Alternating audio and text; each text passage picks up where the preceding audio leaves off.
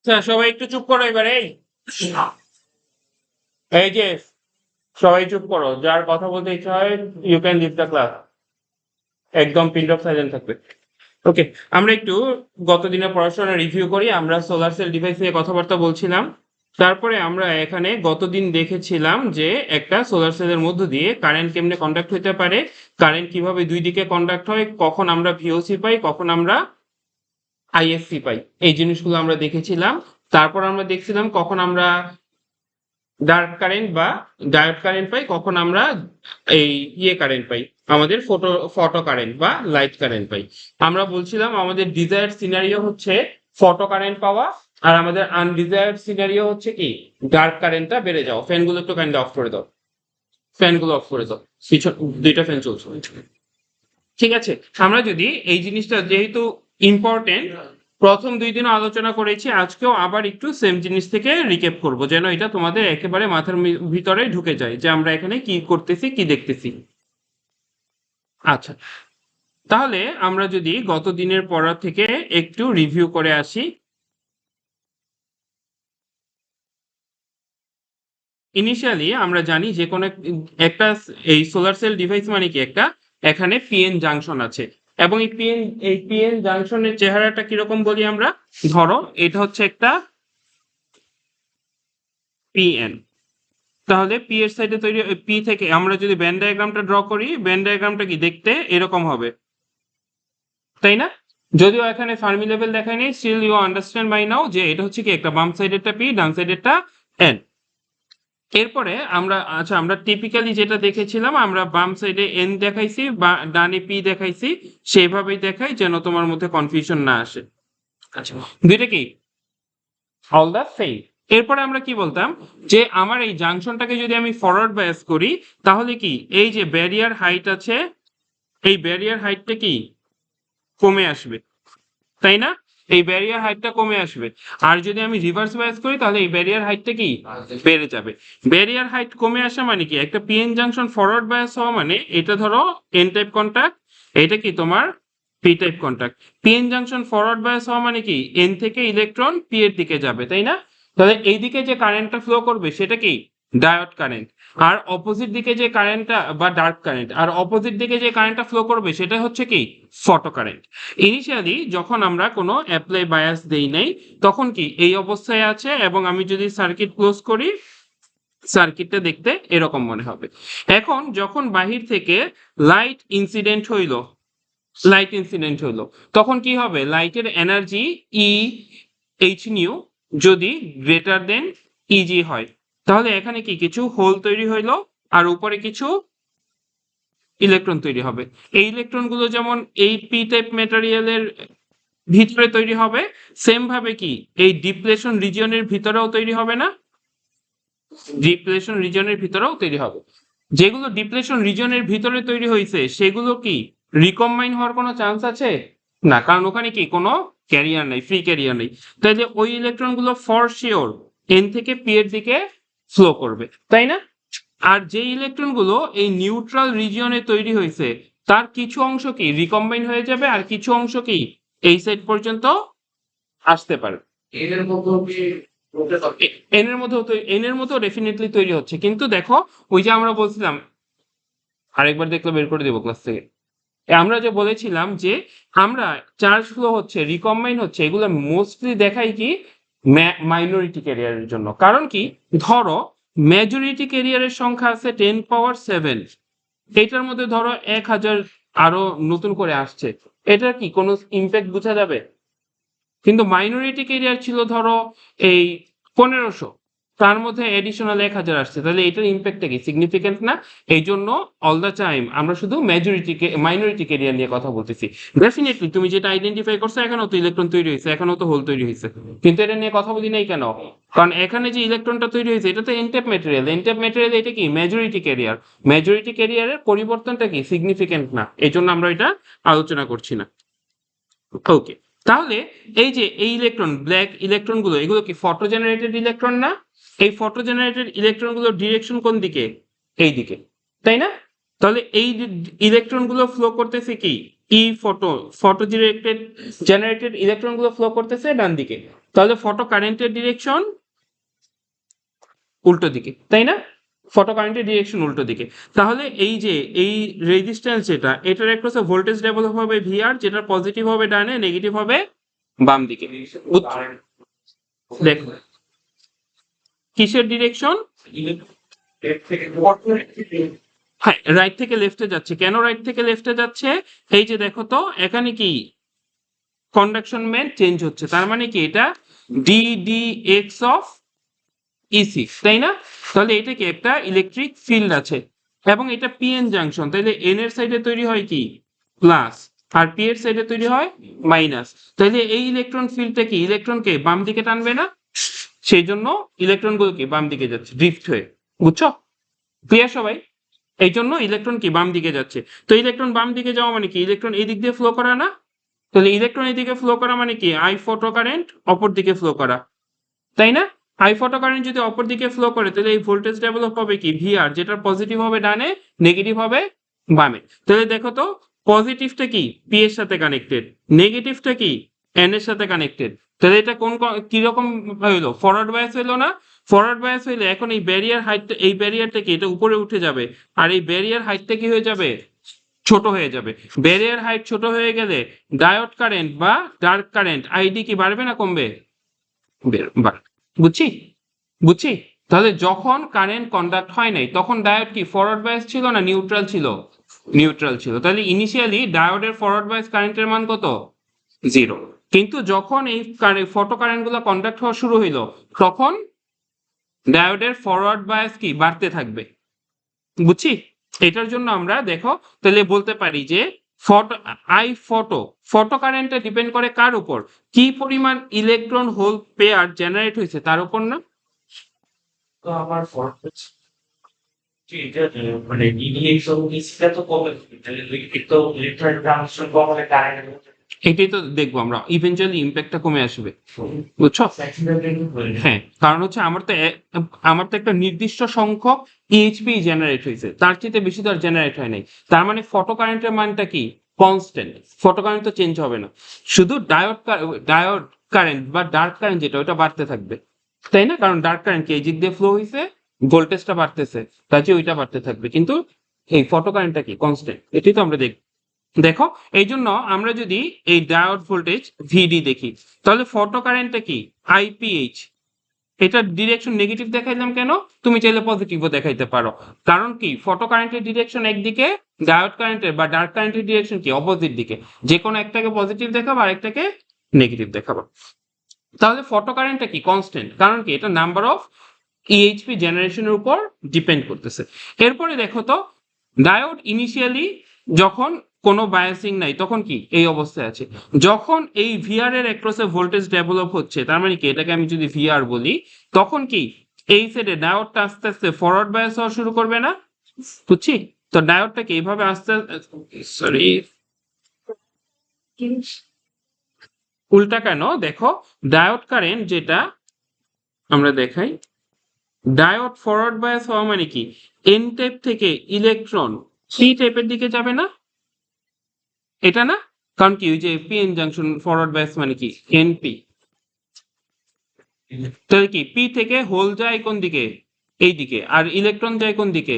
এই দিকে, তাই না? তাহলে ইলেকট্রন এই ডায়োড কারেন্ট বা ডার্ক কারেন্ট ইলেকট্রন যাবে কোন দিকে? এই দিকে। আর ফটো ইলেকট্রন গুলো যাচ্ছে কোন দিকে? অপোজিট দিকে না? এই জন্য দুটো অপোজিট। তাহলে দেখো তো এই ডায়োডের কারেন্টের ডিরেকশন কি এরকম হবে।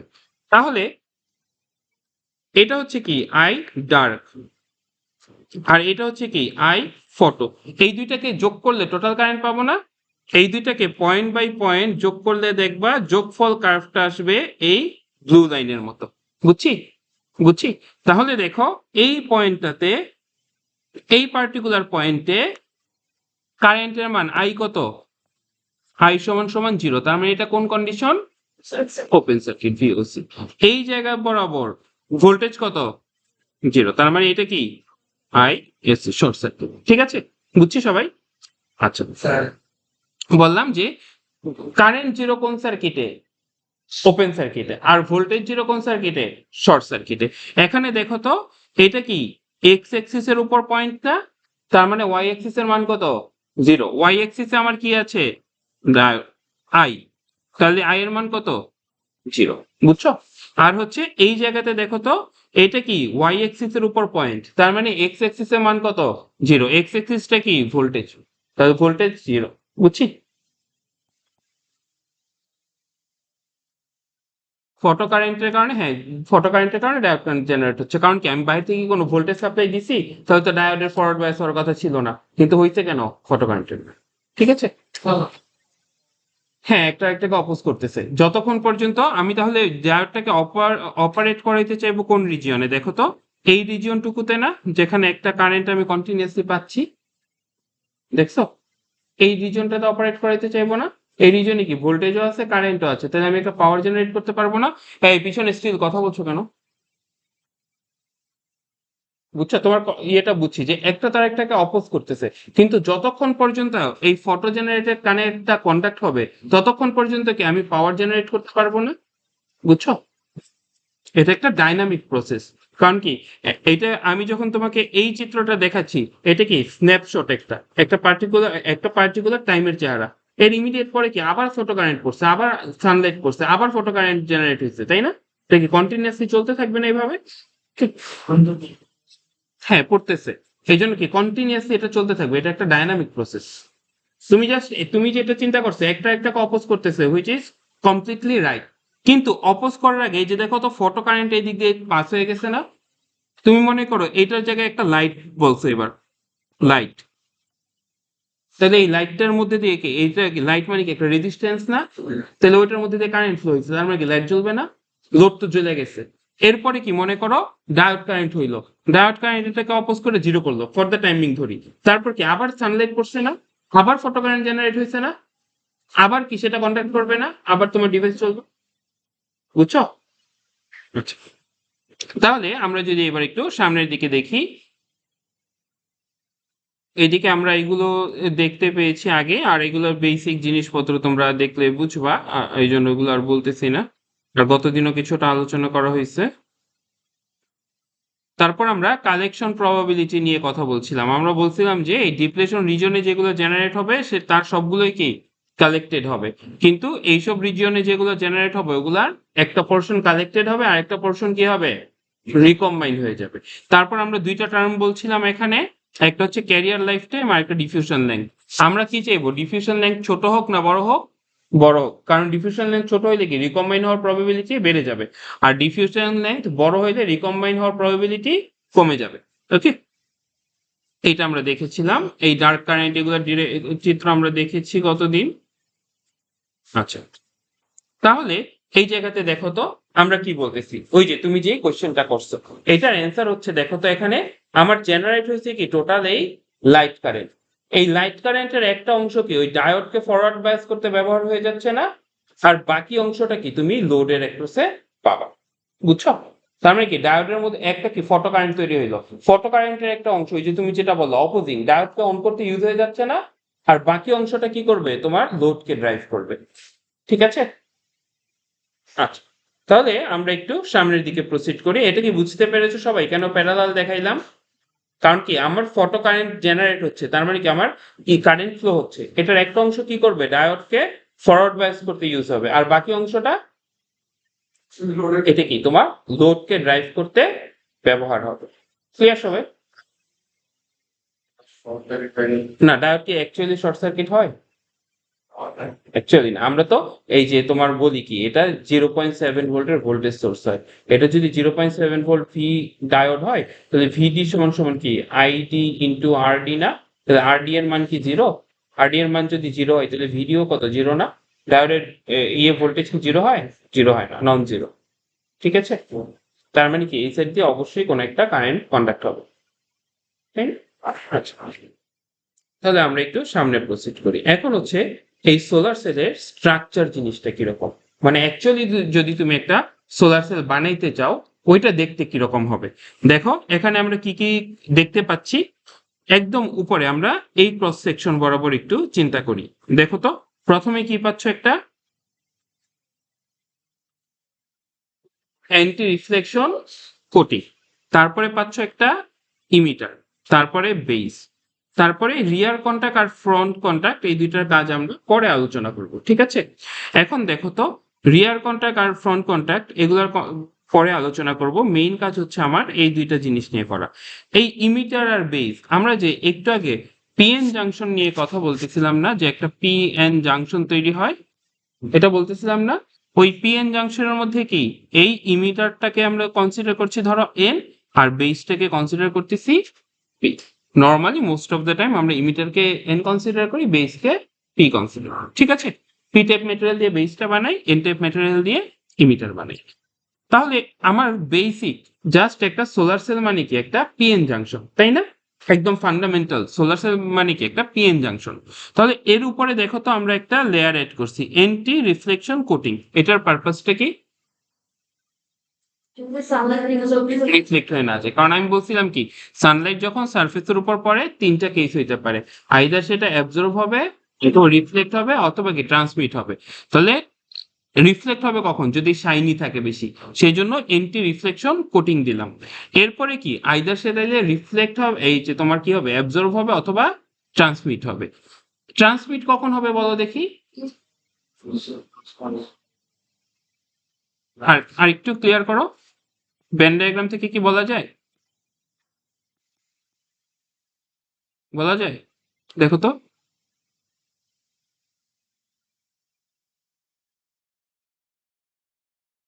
আচ্ছা দেখো, এখানে তোমার এইচ নিউ যদি ওয়ার্ক ফাংশন বা ইজি এর চেয়ে বড় হয়, তাহলে কি সে ভ্যালেন্স ব্যান্ড থেকে একটা ইলেকট্রনকে কন্ডাকশন ব্যান্ডে উঠাইতে পারবে, তাই না?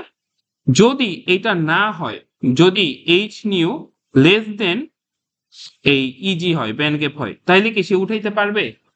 পারবে সে? তখন তখন কি হবে? তখন সানলাইটটা ট্রান্সফার হয়ে চলে যাবে, সে অ্যাবজর্ব হবে না। বুঝছো? তাহলে কখন অ্যাবজর্ব হবে? যখন সানলাইটের ফোটনের energy greater than band gap, তখন কি অ্যাবজর্ব হবে। আর যদি লেস দেন হয় তাহলে কি ট্রান্সমিট হয়ে চলে যাবে, ঠিক আছে? তাহলে এটা আমরা বুঝলাম।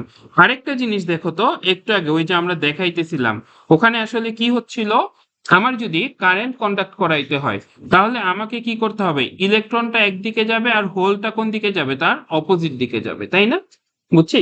এরকম না? কারেন্ট কন্ডাক্ট মানে কি, কারেন্ট যেদিকে যায় ইলেকট্রন সেই দিকে যায়, হোল তার অপোজিট দিকে যায়। জেনারেলি আমরা এরকমটা বলি। তাহলে এই জায়গাতেও দেখো তো, বেইজের মধ্যে অ্যাবজর্ব হবে, মনে করো বেইজ ম্যাটেরিয়ালটাকে বলতেছি আমরা অ্যাবজর্বার ম্যাটেরিয়াল, ঠিক আছে? এটা হচ্ছে কি অ্যাবজর্বার। এটা অ্যাবজর্বার মানে কি, এখানে ইএইচপি জেনারেট হবে না? এখানে ইএইচপি জেনারেট হবে না? এই যে জেনারেটেড ইএইচপি হইল, এর মধ্য থেকে একটা অংশকে কি আমরা কোথায় নিয়ে যাব? ইমিটারে বা ফ্রন্ট কন্টাকে, আরেকটা অংশকে কি নিয়ে যাব? রিয়ার কন্টাকে। আমরা ধরো ইলেকট্রনকে নিয়ে যাচ্ছি ফ্রন্ট কন্টাকে, হোলকে নিয়ে যাচ্ছি কি রিয়ার কন্টাকে। তাহলে আমাকে কয়টা স্টেপ করতে হবে দেখো তো, আমরা এর উল্টাটাও করতে পারি, জাস্ট জেনারেলি একটা দিয়ে বলতেছি। তাহলে আমাকে কি কয়টা কাজ করতে হবে কারেন্ট পাওয়ার জন্য? দুইটা কাজ। একটা হচ্ছে যেই ফোটনগুলো পড়লো সেগুলোর এনার্জি সাফিসিয়েন্ট হইতে হবে to generate electron whole pair, এটা হচ্ছে ফার্স্ট কাজ। তারপর জেনারেট হয়ে গেল, তারপর সেকেন্ড কাজ কি? সেপারেশন। ইলেকট্রন একদিকে যাবে, হোল তার অপোজিট দিকে ফ্লো করবে। বুঝছি? বুঝছি? আচ্ছা, এখন হচ্ছে আমাদের, হ্যাঁ বলো। যে ফোটনের যে এনার্জিটা, ওই এনার্জি গ্যাপের যে খরচটা ওটি আলাদা দেখো, এই যে এনার্জি অ্যাবজর্ব হওয়া মানে কি, এনার্জিটা কোথাও না কোথাও বা কিছু একটা কাজ করতে খরচ হয়েছে না? তাহলে এখানে কি ভ্যালেন্স ব্যান্ডে ইলেকট্রন আছে, এখন ফোটনের এনার্জি ই করছে, ই সমান সমান যদি এইচ নিউ হয়, আর এটা কি ইজি, এটা যদি ব্যান্ড গ্যাপের সমান হয়, তাহলে কি এই ফোটনের এনার্জিটা সাফিসিয়েন্ট না ভ্যালেন্স ব্যান্ড থেকে কন্ডাকশন ব্যান্ডে উঠাইতে? কিন্তু যদি ই, ধরো ই লেস দেন ইজি হয়, সরি ই না, এইচ নিউ দিই, এইচ নিউ যদি লেস দেন ইজি হয়, তাহলে মনে করো সে এতটুকু পর্যন্ত উঠাইতে পারে, একটা ইলেকট্রনকে এতটুকু উঠাইতে পারে, ঠিক আছে? এখানে কি ইলেকট্রন থাকতে পারে? এটা কি ব্যান্ড গ্যাপ না, ফরবিডেন গ্যাপ না? তার মানে কি সে ওখানে উঠতে পারবে না, সে কোথায় থেকে যাবে? সে তো ব্যালেন্স ব্যান্ডেই থেকে যাবে। তাহলে কি শক্তিটা খরচ হইলো? খরচ হয়নি। তাহলে এটা কোথায় যাবে? ট্রান্সমিট হয়ে চলে যাবে। ওকে, আচ্ছা, এখন আমাকে তাইলে বলো, এই ইমিটার এবং বেস এই দুইটা যে বানাবো আমি বলতে চাচ্ছি আমি বেশি পরিমাণে অ্যাবজর্ব হবে বা ইএইচপি জেনারেট হবে, এটা আমি কোথায় চাই ইএইচপিটা জেনারেট হবে, বেইজে না ইমিটারে? বেইজে। আন্ডারস্ট্যান্ডেবল। এখন তাহলে বলো দেখি এই ইমিটার আর বেইজ আমি কি সেম ম্যাটেরিয়াল দিয়ে বানাবো নাকি ডিফারেন্ট ম্যাটেরিয়াল দিয়ে বানাবো? ডিফারেন্ট ম্যাটেরিয়াল দিয়ে। কেন ডিফারেন্ট ম্যাটেরিয়াল দিয়ে? ব্যান্ড গ্যাপ ডিফারেন্ট থাকবে। ব্যান্ড গ্যাপ ডিফারেন্ট করার প্রয়োজনীয়তাটা কি? এনার্জি ব্যবহার কম লাগে। যদি দুইটা সেম দিতাম তাহলে কি সমস্যা হইতো? স্যার হচ্ছে আমাদের এমিটার থেকেও ইউজ হয়েছে। বুঝছো সবাই এটা? আমি একটু এক্সপ্লেইন করি। দেখো তো কি হইতো, মনে করো আমি চাই কি এইটা হচ্ছে আমার ইমিটার লেয়ার, তার নিচেরটা হচ্ছে আমার বেস লেয়ার। আমি চাচ্ছি ইএইচপি গুলো জেনারেট হবে কোথায়? বেসে। এখন ইমিটারের ব্যান্ড গ্যাপও মনে করো emitter emitter band gap BG, ইমিটারের ব্যান্ড গ্যাপ ধরো 1.1, ইমিট আবার বেইজের ব্যান্ড গ্যাপও ধরো 1.1। তাহলে সানলাইটটা আগে কোথায় পড়তেছে? ইমিটারে। তাহলে সানলাইটের মধ্যে যতগুলো ফোটন ছিল সবগুলো ইমিটারের মধ্যে ইএইচপি জেনারেট করতে খরচ হয়ে যাবে না? বুঝছো? বুঝছো? কোন সানলাইট তাহলে কি আইডিয়ালি কোন সানলাইট কি বেইজে ট্রান্সমিট হবে?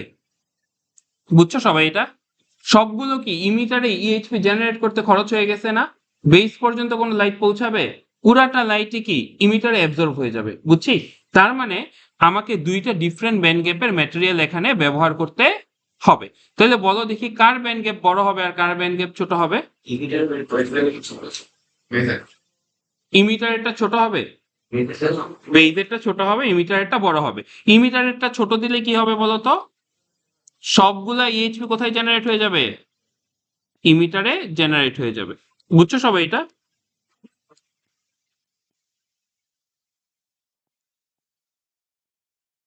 ইমিটারেরটা ছোট হবে, বেইজেরটা বড় হবে। ইমিটারেরটা বড় হবে, বেইজেরটা ছোট হবে।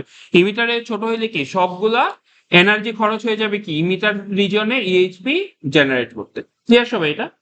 আচ্ছা, তাহলে আমরা একটা জিনিস বুঝলাম যে আমরা ইএইচপি জেনারেট করব কিভাবে? সানলাইটের মাধ্যমে। তারপর ইএইচপি কে সেপারেট করব। সেপারেট করার জন্য আমরা এই ফ্রন্ট কন্টাক্ট, রিয়ার কন্টাক্ট এগুলো ডিফারেন্ট টাইপের ম্যাটেরিয়াল দিব। কিভাবে করব সামনে আমরা আস্তে আস্তে দেখবো। আজকে আমাদের ক্লাস টাইমটা শেষ, আমরা নেক্সট দিন দেখবো। ঠিক আছে?